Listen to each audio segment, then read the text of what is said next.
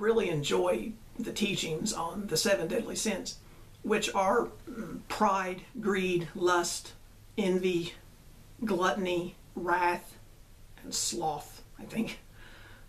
While these sins are not found listed in this way in the Bible, there are antecedents of this list in Scripture. One example in the Old Testament, Proverbs 6:16, likely written by King Solomon, basically lists 6 things doth the Lord hate, yea, 7 are abominations unto him. And then another reference to them in the New Testament by St. Paul in his letter to the Galatians, when he mentioned a whole laundry list of deadly activities.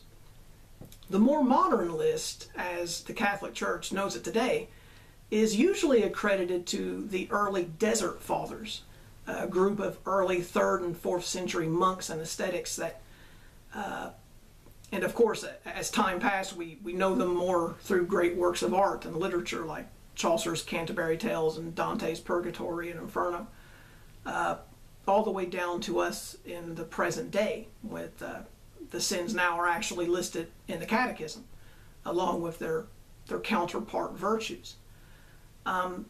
However, I have a slightly different teaching on these 7 deadly sins, a teaching that garners me very few friends, believe me. To me, the 7 deadly sins are much more than mere momentary lapses of judgment or the occasional forgetfulness of God. The nature of these 7 activities are much more complex than the typical sin. The hamartiology is different. They are, in a very real way, idols. They're false gods, golden calves, if you will, because people worship them and glorify them for no secondary reasons, but simply for the love of the idol itself. Let me illustrate this point. It's much easier to understand with an example. Say you're leaving work one day and you remember a special report that you have to write for the next morning. You're tired and you don't feel like staying late, so you decide to complete the report the following morning before work. But the next morning, you oversleep. You get into work late and your boss calls you into her office wanting to know where your report is.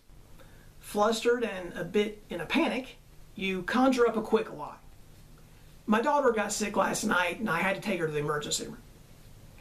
Your boss feels sympathy for your plight and gives you an extra day to generate the report. And of course you breathe a sigh of relief, right?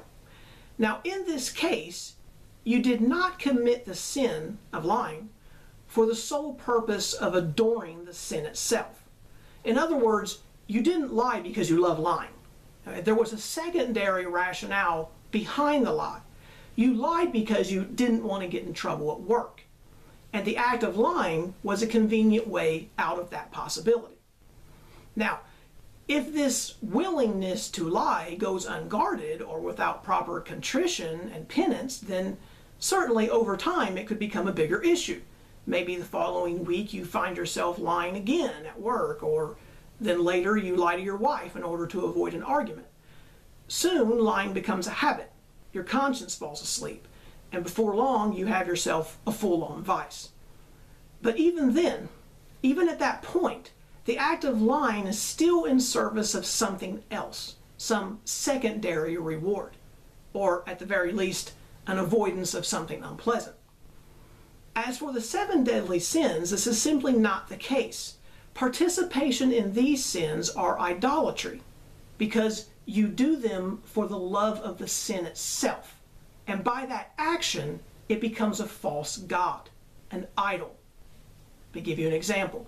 Imagine, if you would, the endless ocean of vanity and narcissism overindulged in our Western culture today due directly to pride, one of the 7 deadly sins. Men and women today spend billions of dollars a year on products and merchandise to enhance their own reflection in the mirror, to heighten and intensify their sexuality. I mean, my God, the cosmetic industry alone could support the population of 4 or 5 third world countries devastated by poverty and malnourishment.